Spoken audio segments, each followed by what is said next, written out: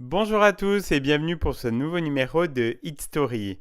Durant l'été 1985, un jeune chanteur toulousain, Jean-Jacques Lafont, se fait connaître avec un joli slow langoureux, Le géant de papier.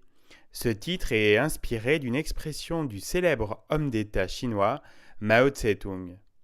L'inspiration des auteurs se nourrit de tout et parfois même d'expressions politiques. C'est le cas ici avec la chanson Le géant de papier.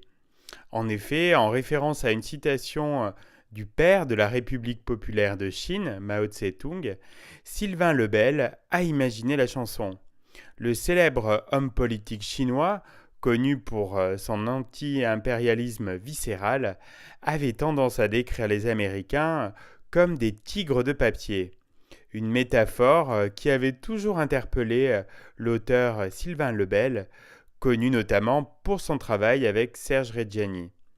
Une nuit de 1978, se souvenant de cette citation du grand timonier, Sylvain Lebel a l'idée d'écrire une chanson dans laquelle il transpose la force et la faiblesse du géant américain à un homme fort qui deviendrait faible par amour d'une femme.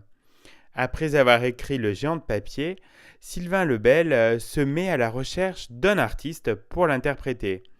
Comme il dispose d'un important carnet d'adresses, l'auteur propose sa chanson à de nombreux artistes comme Johnny Hallyday, Demis Roussos, Gérard Lenormand ou bien encore Hugo Frey. Tous refusent. Ainsi, après de multiples démarches et tentatives avortées, Sylvain Lebel décide d'oublier cette chanson et l'a remise au fond d'un tiroir.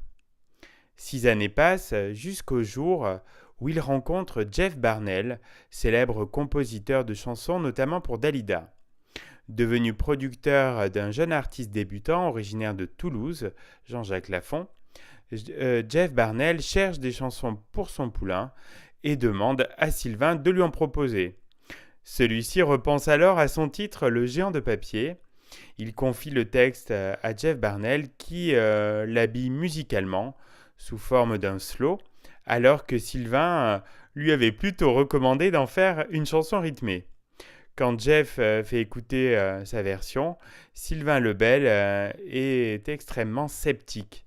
Non seulement il aurait préféré un chanteur à la voix grave, mais il n'envisageait pas non plus sa chanson en slow langoureux, interprétée par un inconnu. Sylvain Lebel est alors certain que le géant de papier ne marchera pas. Pourtant, l'avenir lui prouve le contraire. Le géant de papier devient l'un des plus grands hits de l'été 1985, dépassant le million d'exemplaires vendus et permettant à Jean-Jacques Lafont de démarrer une carrière de chanteur.